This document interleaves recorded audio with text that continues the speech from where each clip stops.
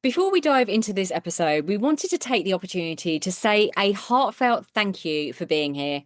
Whether you've been with us from the very beginning when we started this podcast in 2019 or you're new, welcome. We hope you enjoy what you hear, and if you do, please download it, share it with friends, and leave a review. It really helps us get better guests and share the midlife love. Most people think they're tired because they're doing too much. But the truth is, it's not always that they're tired from doing. They're tired from leaking energy in 100 tiny ways they can't see. It's not laziness, it's not lack of motivation, it's death by 1,000 energy leaks. You're on the hamster wheel, working harder, pushing through, but you're not topping up your tank, physically, mentally, or emotionally. So that's what we're diving into today, how to run your own energy audit. We'll show you how to spot the leaks, where they come from, and most importantly, how to plug them so you can feel clear, calm, and energized again. Because when your energy's back, everything changes. Your mood, your relationships, your performance, even how you show up for yourself. So grab a coffee and let's figure out where your energy's leaking and how to get it flowing again.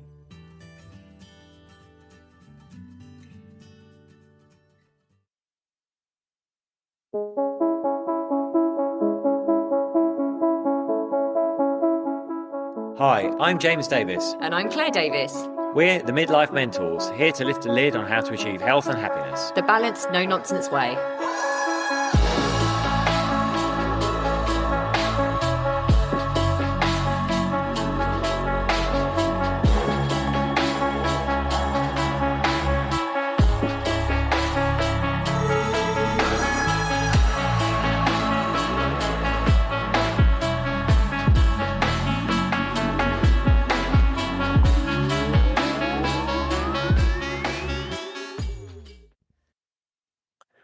Hello and welcome to another episode of the Midlife Mentors with me, James. And me, Claire. We've been a bit slack, haven't we? We have. This is a little bit late. Sorry.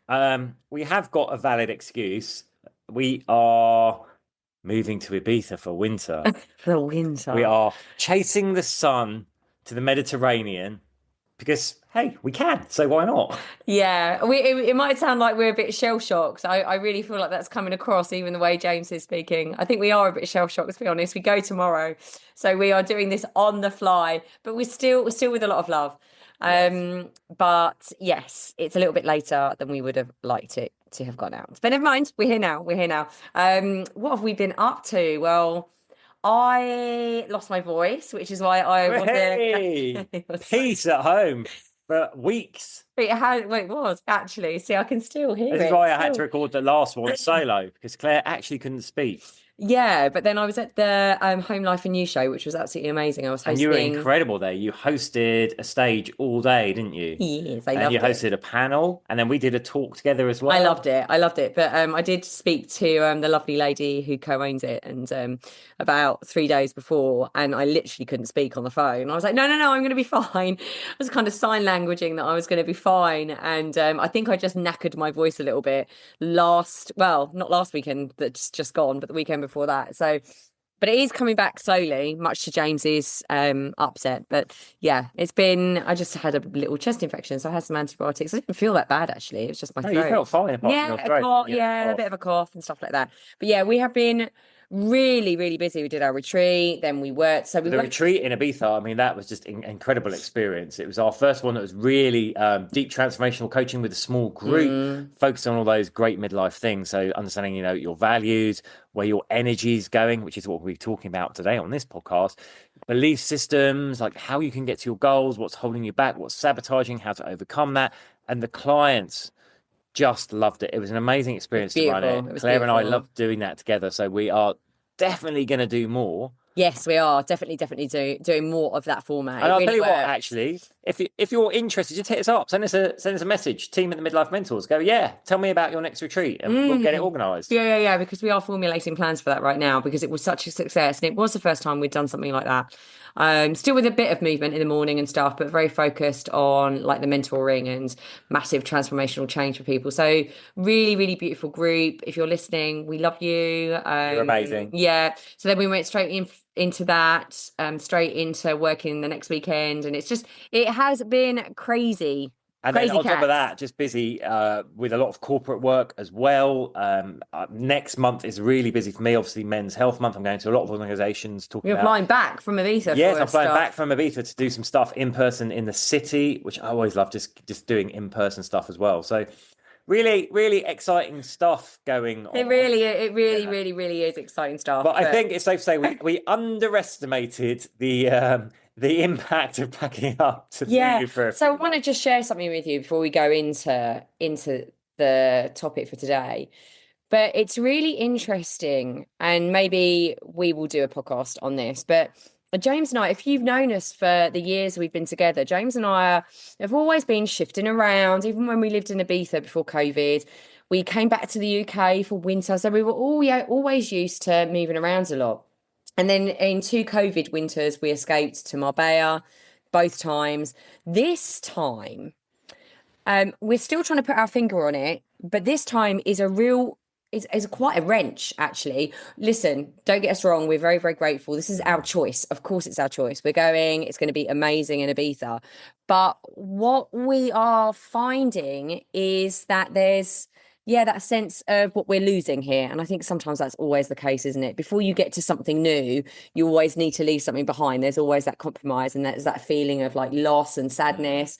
But I think we have been in London for a long time now. We've got a lovely group of friends. I've got my church community. James has got his community, and there's just a lot going on here now, and that sense of belonging. And as humans, we love that sense of belonging. So it's just felt quite unsettling. And we've always been talking about taking risks and midlifers. We shouldn't become risk averse. And there we are at the precipice of moving, and we're like, "Ooh, this feels a bit risky. This feels a bit." Uncomfortable. So yeah, I don't know whether it's an age thing, could be a lot of things. Could be that we're just really feeling settled in London, that we have got a really nice life here now, which is wonderful and something to be really grateful for. Or it's just we're getting older and becoming more risk adverse. Yeah, it's an interesting one, isn't it? You've just been sitting there, I can tell Yeah. you're like mulling Yeah, over what I'm I saying. think well, this isn't the subject of this podcast, but what's really helped us, if you're struggling with a decision, is I think it's human nature. With like Claire and I have talked this out a lot. It's human nature to look on the stuff that you're Losing, losing, yeah. and the downsides. But actually, we reframed it of like, oh, but what are we gaining? What are the opportunities there? So that's my little tip for you to do, to just kind of flip the switch on it. Yeah, and actually be really kind of turn that sadness into something really, really Mm. positive and grateful, because how amazing that we have things to be grateful for. How amazing that we have lots of love in our world that we're sad to lose, well, to move away from for a few months. I think thinking about it like that, what a wonderful life we've created here, that we have something that we're going to miss. Mm. Really, I think we were so transient for such a long time that we didn't really feel like that. So I think Yeah, it's a real blessing that we have a I life are. where we're going to miss things.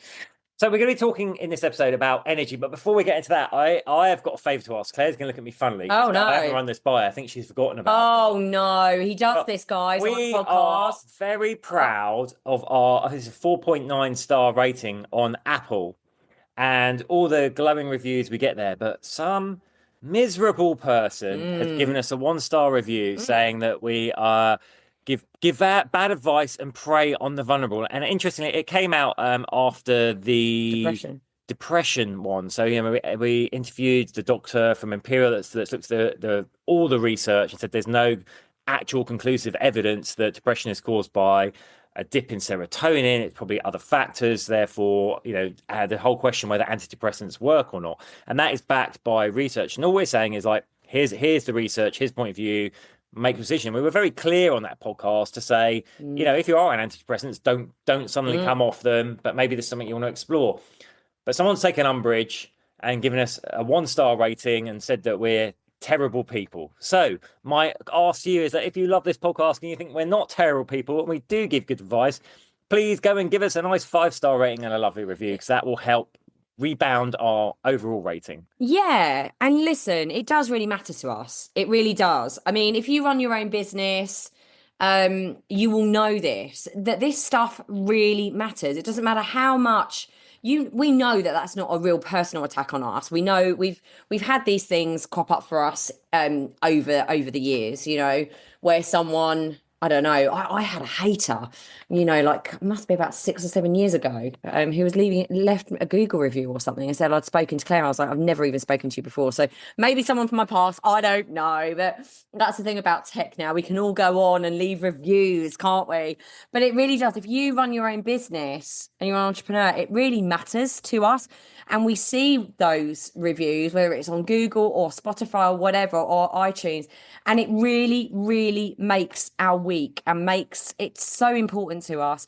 So if you have been listening for a while and you haven't gone on and given that review, please, please do it. I know we're busy people, but it might take just 1 minute of your time, but it makes the world of difference to us. And we put this podcast out. We don't have any sponsors. We love doing it. We love receiving your messages. We love sharing our love, our enthusiasm, our knowledge.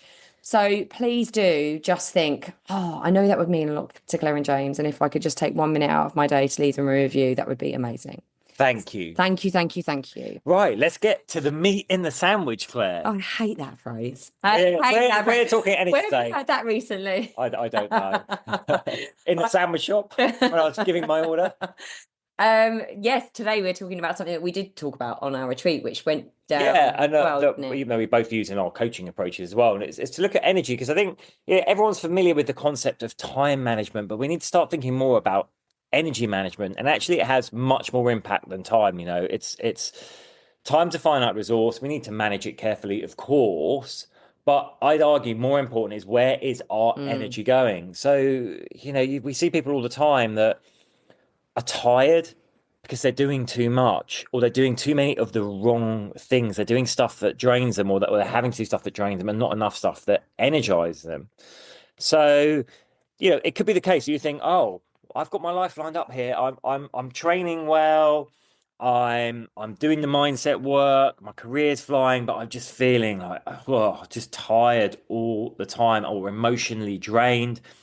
Now, why is that? It's because your energy is being misdirected. When we learn to manage our energy effectively, when we direct it in the ways we want to, we can actually re-energize ourselves, and cut the stuff that is draining us. So I always think of it in this way. Think of everything you do can fit in one of three buckets, right? You've got your energy drainers, your energy raisers, and then your neutral stuff. So neutral stuff might be the stuff you've just got to do, right? And you don't really feel one way or the other. Energy draining could be certain people that you interact with, or certain tasks that you feel you have to do. And then energy raisers, stuff that energizes you, could be, your keep fit class you go to, the social group you get to, a certain person that really lifts you up. But we don't often stop to think about these things consciously and carry out an energy audit. Yeah, and the way we kind of process this with our clients on our retreat. So we did something called a life map, so a life wheel. So we're looking at where you are in certain aspects of your life, rating them from 1 to 10. It's a go-to kind of coaching tool to really get people to have awareness, really, of where they're not really rocking in their life and where their life is really good. And sometimes that really, really throws up a lot of surprises. So that's fine. And then we look at values, and we talk a lot about values and what's important to you, because again, they shift and change when we get to midlife.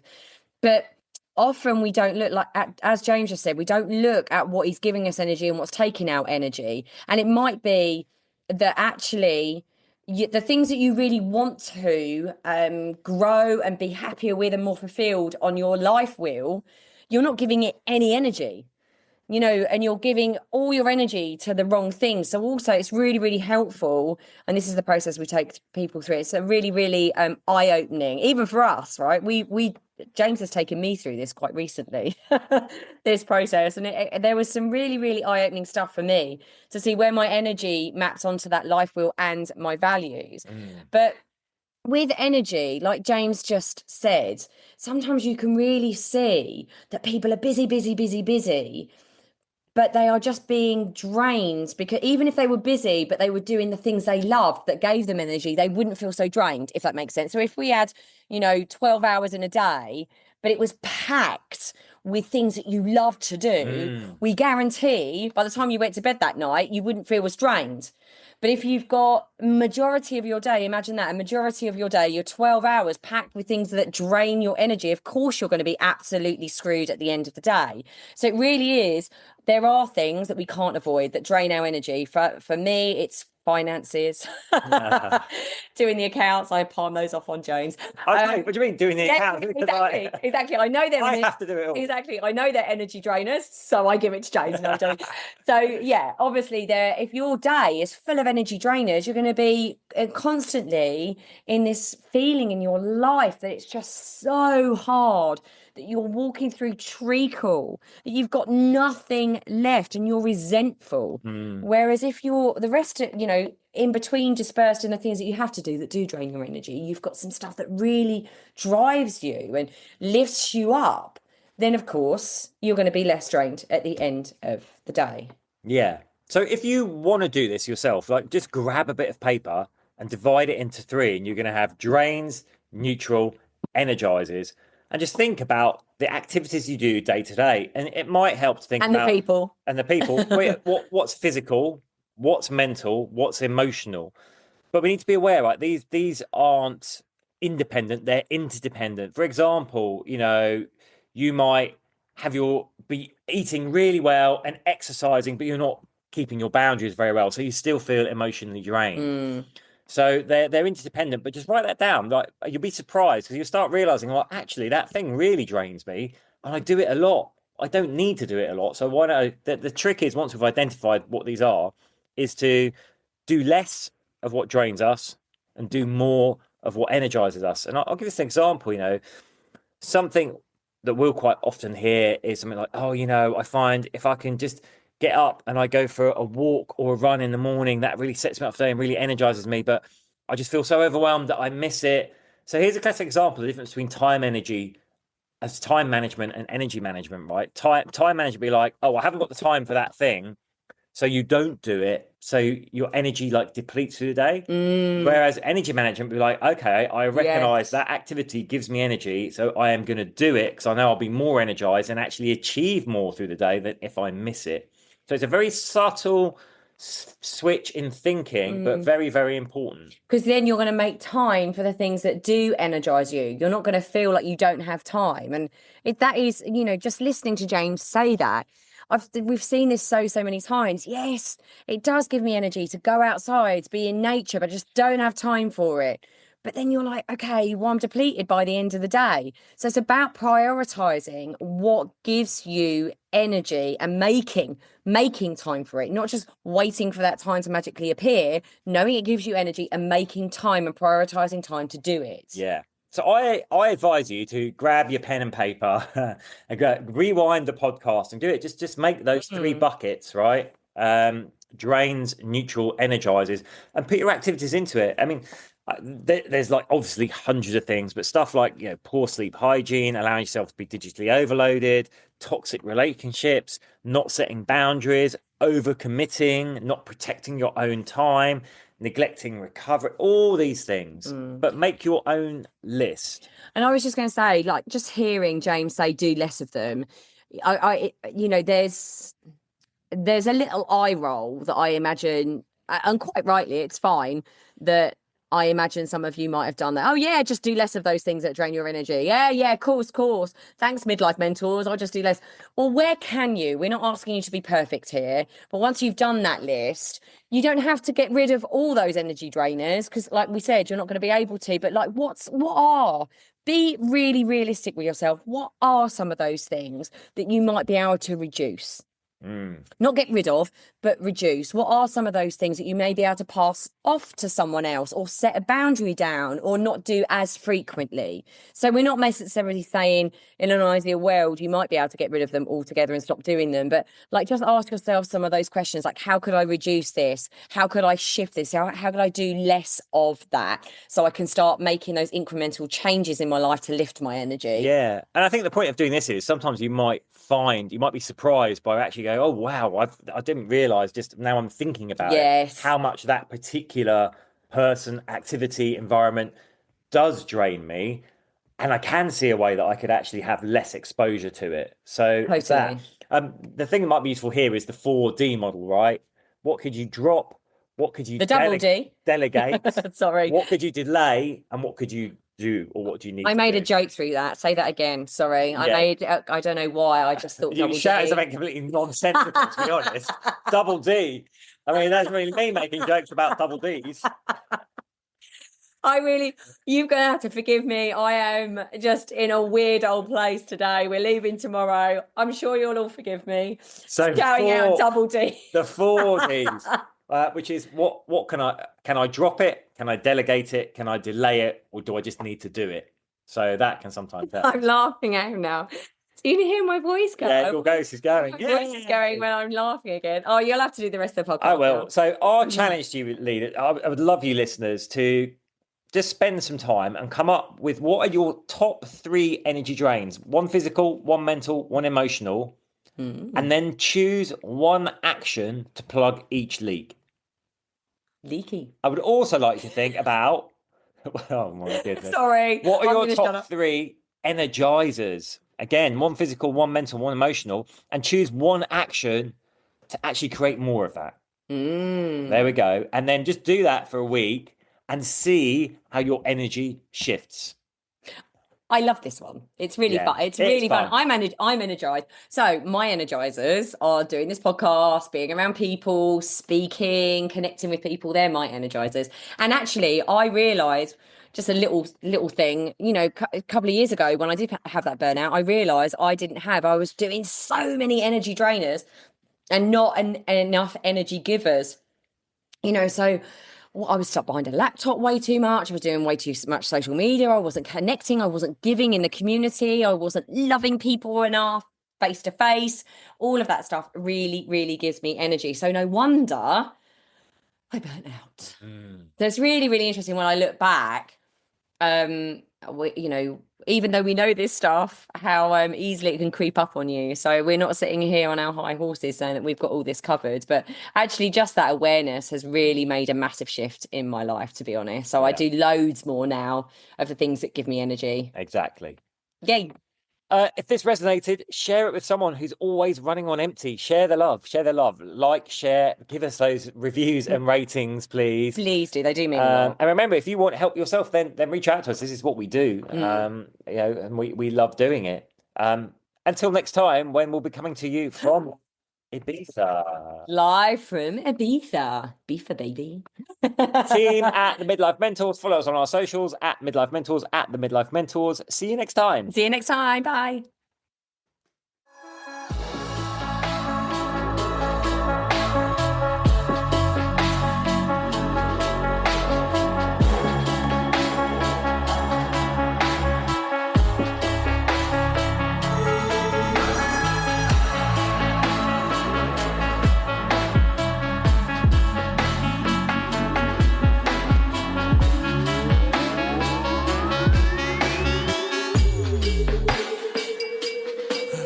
Yeah. You've been listening to the Midlife Mentors with Claire and James Davis. We'd love to hear from you. So drop us a line at info@themidlifementors.com with any questions or topic suggestions. And make sure you join us on our Facebook page and YouTube channel. You can find us under the Midlife Mentors. Yeah. What? Yeah. Yeah. Yeah.